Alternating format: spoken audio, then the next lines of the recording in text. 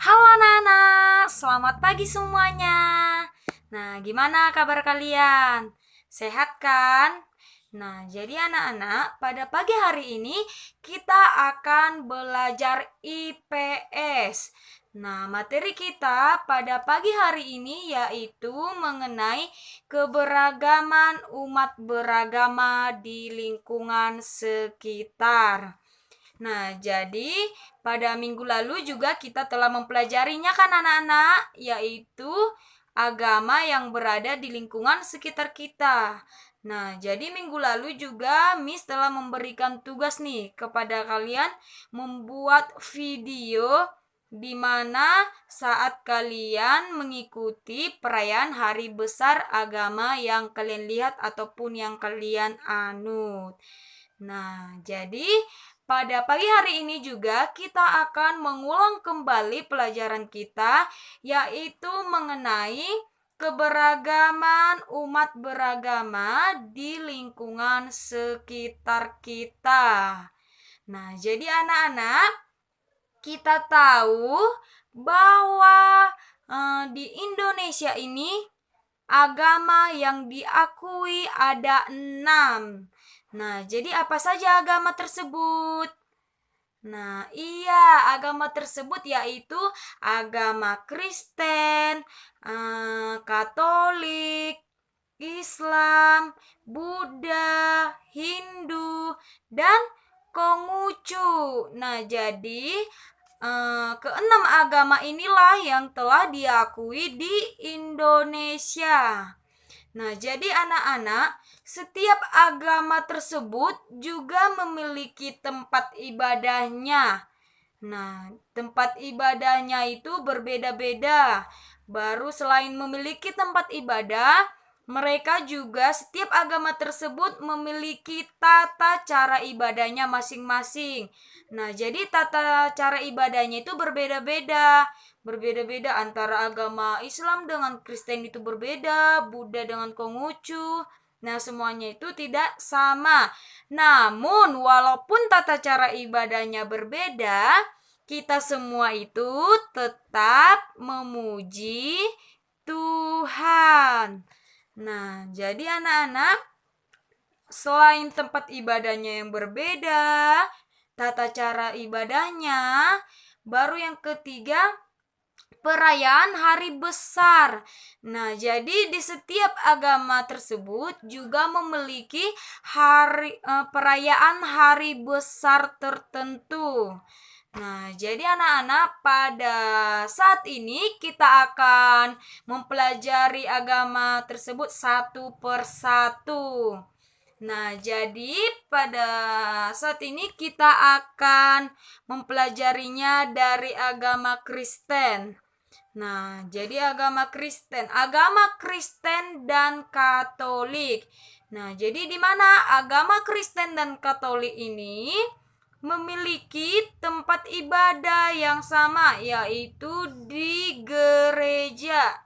Nah, jadi Kristen dan Katolik ini tempat beribadahnya yaitu di gereja. Nah, kedua agama ini juga memiliki perayaan hari besar. Nah, perayaan hari besarnya itu apa, Nana?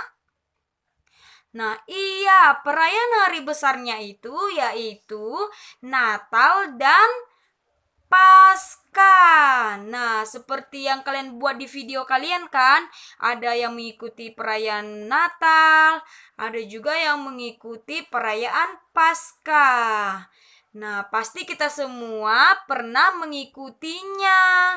Nah, jadi anak-anak, di mana perayaan Natal ini biasanya itu diwarnai dengan pernak-pernik. Nah, pernak-pernik seperti apa? Nah, pernak-pernik seperti pohon Natal. Nah, tidak hanya itu juga, disertai dengan kado-kado. Nah, kado-kado dan juga ada Sinterklas. Nah, jadi pada saat perayaan hari Natal ini biasanya ditandai dengan kado-kado, pernak-pernik, dan Sinterklas. Nah, tidak hanya itu saja ya anak-anak. di mana perayaan Natal ini juga umat Kristen dan Katolik melakukan ibadah ke gereja. Nah, jadi pada saat perayaan Natal kita juga beribadah ke gereja. Nah, tidak hanya itu saja, sedangkan perayaan Hari Paskah juga. Nah, biasanya perayaan Hari Paskah ini ditandai apa, anak-anak? Iya, betul sekali. Perayaan Paskah ini biasanya ditandai dengan telur Paskah. Nah, di mana kalian pastinya pernah mencari telur Paskah. Nah, jadi pada saat perayaan Paskah ini kita melakukan ibadah ke gereja. Nah, selain melakukan ibadah ke gereja, kita juga ada mencari telur Paskah. Nah, biasanya itu anak-anak itu paling senang pada saat perayaan Paskah. Karena apa? Karena pastinya mencari telur mencari telur Paskah yang dilakukan di gereja. Nah, jadi seperti itulah tadi untuk agama Kristen dan Katolik. Nah, kita lanjut nih ke agama yang ketiga, yaitu agama Islam. Nah, jadi agama Islam ini juga memiliki tempat ibadah dan perayaan hari besarnya. Nah, jadi kalau agama Islam, ibadahnya itu kemana, Nana? Iya, ibadahnya ke masjid. Nah, jadi perayaan hari besar umat Kristen juga ada, yaitu perayaan Idul Fitri dan Idul Adha. Nah, jadi di mana anak-anak perayaan Idul Fitri ini?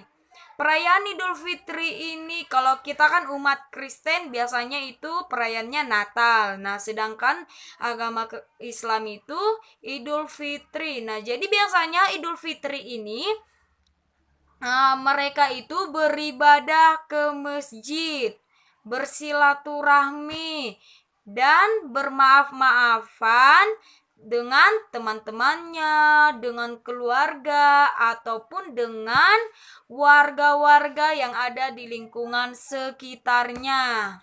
Nah, tidak hanya itu saja anak-anak, di mana juga perayaan Idul Fitri ini biasanya ditandai dengan ciri khas makanannya. Nah, siapa yang tahu anak-anak ciri makanan khasnya pada saat Idul Fitri? Nah, yaitu ketupat. Nah, tidak hanya ketupat, ada juga opor. Nah, jadi biasanya perayaan Idul Fitri ini adanya makanan khasnya seperti ketupat dan opor. Nah, sedangkan perayaan yang kedua yaitu perayaan Idul Adha. Nah, jadi Idul Adha ini juga biasanya disebut dengan Idul Kurban. Nah, Idul Kurban itu seperti yang kita tahu kan, pada bulan Juli kemarin mereka merayakan Idul Adha ataupun Idul Kurban. Nah, jadi Idul Kurban ini atau Idul Adha ini biasanya ditandai dengan adanya kurban. Nah, mereka juga melakukan ibadah ke masjid dan biasanya itu ditandai dengan adanya kurban. Nah, di mana mereka itu memotong kurban seperti memotong sapi ataupun lembu. Nah, kita lanjut yang agama yang keempat ya anak-anak, yaitu agama Hindu. Nah, jadi agama Hindu ini juga memiliki tempat ibadahnya. Nah, agama Hindu ini biasanya itu beribadah ke pura. Nah, jadi tempat ibadahnya itu yaitu pura. Nah, jadi mereka itu beribadah ke pura. Nah, di mana juga agama Hindu ini memiliki perayaan hari besar. Nah, siapa yang tahu perayaan hari besarnya Hindu? Siapa? Ayo. Nah, jadi perayaan hari besar Hindu itu yaitu Hari Nyepi. Nah, Hari Nyepi ini juga disebut dengan Tahun Baru Hindu. Nah, di mana perayaan Nyepi ini Umat Hindu juga melaksanakan catur berata atau penyepian. Nah, penyepian ini terdiri dari 4. Yang pertama itu amati geni atau artinya tidak menghidupkan api. Nah, yang kedua amati karya. Nah, maksudnya itu tidak bekerja. Baru yang ketiga amati lelungan. Nah, artinya itu tidak bepergian. Baru yang keempat amati lelangan atau artinya tidak mendengarkan hiburan. Nah, jadi di sini perayaan Hindu itu ada 2, yaitu perayaan Nyepi dan perayaan Galungan. Nah, jadi itulah dia tadi perayaan Nyepi. Nah, jadi sedangkan perayaan Hari Besar Galungan ini, nah biasanya perayaan Hari Galungan ini itu biasanya dirayakan di Bali. Nah, biasanya itu kalau perayaannya di Bali itu mereka ditandai dengan menghiasi penjor. Nah, penjor itu seperti bambu. Nah, nanti bambunya itu dihiasi dengan apa kelapa-kelapa itu, daun-daun kelapa itu. Nah, itu jadi dibuat nanti penjor atau janurnya itu tinggi, lalu dihiasilah nanti bambu-bambunya itu dengan seindah mungkin. Nah, jadi pada perayaan Galungan ini mereka juga melakukan ibadah ke tempat ibadahnya, yaitu di pura, dan mereka juga berkumpul bersama dengan keluarga mereka pada saat perayaan Galungan. Nah, jadi itulah dia tadi perayaan untuk hari besar agama Hindu. Nah, kita lanjut anak-anak ke agama yang selanjutnya, yang agama Buddha. Nah, agama Buddha, di mana agama Buddha ini juga memiliki tempat ibadah. Nah, tempat ibadahnya itu siapa yang tahu? Nah, pasti kalian tahu karena ada juga di Siantar nih tempat ibadahnya. Siapa yang tahu anak-anak? Nah, jadi agama Buddha ini perayaan tempat ibadahnya itu yaitu di vihara. Nah, pasti kalian tahu kan anak-anak vihara? Karena kan di Siantar ini ada vihara. Siapa yang pernah ke vihara? Ayo. Nah, pasti semuanya sudah pernah kan ke vihara? Nah, karena di Siantar ini juga ada vihara. Nah, jadi anak-anak tempat ibadah Buddha ini yaitu ada di vihara. Nah, jadi mereka juga memiliki perayaan hari besar. Nah, perayaan hari besarnya itu yaitu disebut dengan Waisak. Nah, Waisak ya anak-anak. Nah, itu kalau di Siantar. Nah, jadi kalau misalnya di luar kota sana nih, nah mereka juga biasanya itu melakukan perayaan hari besarnya itu tidak hanya di vihara, namun di Candi Borobudur. Nah, jadi Candi Borobudur ini juga digunakan sebagai pusat perayaan Waisak bagi umat Buddha. Nah, jadi perayaan hari besar Buddha itu yaitu Waisak, di mana pada saat perayaan Waisak ini mereka melakukan ibadah. Nah, mereka juga berbuat kebaikan kepada semua orang yang membutuhkannya, kepada semua orang. Nah, jadi pada saat perayaan Waisak mereka berbuat kebaikan dan melakukan ibadah. Nah, jadi pada saat melakukan ibadah, jadi di vihara itu mereka juga ditandai dengan adanya lilin-lilin. Nah, lilin-lilin itu yaitu dari umat yang berdatangan untuk melakukan ibadah di vihara tersebut. Nah, jadi itulah tadi dia mengenai agama Buddha. Nah, jadi anak-anak kita lanjut agama yang terakhir yaitu agama yang keenam yaitu agama Konghucu. Nah, biasanya kalau agama Konghucu ini yaitu dianut oleh Cina. Nah, jadi Cina di Siantar ini juga begitu banyak kan anak-anak. Nah, jadi Cina ini biasanya Konghucu ini biasanya juga dianut oleh orang Cina. Nah, jadi Konghucu ini juga memiliki tempat ibadah. Nah, tempat ibadahnya itu yaitu kelenteng. Nah, jadi tempat ibadahnya Konghucu ini yaitu disebut dengan kelenteng. Nah, di mana agama Konghucu ini juga memiliki perayaan hari besarnya, yaitu perayaan hari besarnya yaitu Imlek. Nah, pasti kalian semua pernah kan melihat perayaan Imlek atau tahun baru Imlek di Siantar ini. Nah, pasti semuanya pernah melihatnya. Nah, karena kan di Siantar ini ada juga tuh beberapa orang, atau bisa dikatakan di Siantar ini juga banyak yang menganut agama Konghucu. Nah, pasti semuanya juga pernah melihat perayaan Imlek. Nah, di mana perayaan Imlek ini anak-anak biasanya ditandai dengan adanya barongsai. Nah, kalian pernah kan melihat barongsai? Nah, barongsai itu seperti ular naga. Nah, ular naga di mana nanti itu ularnya itu menari-nari ataupun bisa berjoget. Nah, ataupun melakukan uh, apa itu? Nah, melakukan atraksi. Nah, di mana mereka itu bergoyang-goyang ataupun naganya itu bisa berjoget. Nah, tidak hanya itu saja. Perayaan Imlek ini juga mereka itu biasanya ditandai dengan adanya angpau, di mana mereka berbagi-bagi angpau.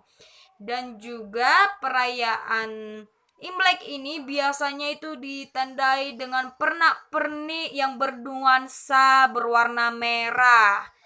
Nah, jadi biasanya itu Konghucu ini biasanya itu ditandai dengan adanya warna yang mencolok, yaitu warna merah. Nah, tidak hanya itu saja, pada saat perayaan Imlek ini mereka juga melakukan ibadah ke kelenteng ataupun tempat ibadah mereka. Nah, jadi seperti itu ya anak-anak mengenai agama Konghucu. Nah, jadi anak-anak di Indonesia ini ada memiliki 6 agama yang diakui. Nah, jadi kita telah membahasnya tempat ibadahnya, baru perayaan hari besarnya, dan setiap tata cara ibadahnya pun berbeda-beda. Namun anak-anak, walaupun setiap agama tersebut berbeda-beda, kita harus tetap melakukan adanya toleransi agama. Kita tidak boleh membeda-bedakan, walaupun agama kita berbeda antara yang satu dengan yang lain, namun kita ini tetap dalam satu wadah NKRI. Kita ini tetap negara Indonesia.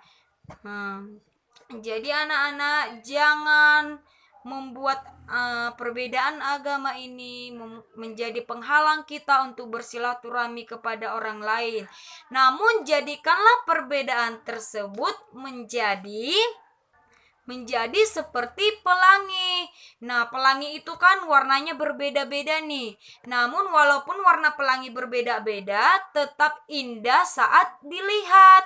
Nah, begitu juga dengan kita. Walaupun di Indonesia ini berbeda-beda agama, namun kita tetap menjunjung kesatuan dan rasa hormat, rasa toleransi kita terhadap perbedaan tersebut. Agar apa? Agar dilihat indah dan bagus. Nah, jadi anak-anak, cara menjaga kerukunan umat beragama ini dapat kita lakukan dengan berbagai cara. Nah, caranya itu dapat kita lakukan dengan adanya toleransi. Nah, minggu lalu juga kita telah membahas adanya toleransi beragama. Nah, baru yang kedua, tidak membeda-bedakan. Nah, kita itu jangan membedakan antara yang satu dengan yang lain, antara umat ini dengan umat ini. Nah, jadi kita tidak boleh membeda-bedakannya. Baru yang ketiga itu selalu bersikap sopan dan santun. Nah, kita itu harus memiliki adanya akhlak, adanya sopan santun kita. Jadi jangan tidak memiliki sopan santun ya anak-anak, karena dimanapun itu hal yang paling penting itu adalah sopan santun. Nah, jadi karakter itu lebih penting dari kepintaran. Pintar pun kamu, kalau tidak ada sopan santun kamu, itu tidak ada gunanya. Jadilah orang yang memiliki orang yang sopan santun serta orang yang pintar. Nah, jadi jangan sombong walaupun pintar. Jangan angkuh. Nah, begitu ya anak-anak. Nah, begitulah tadi untuk cara menjaga kerukunan agama kita. Nah, jadi sampai di sini apakah kalian semua mengerti anak-anak? Nah, jadi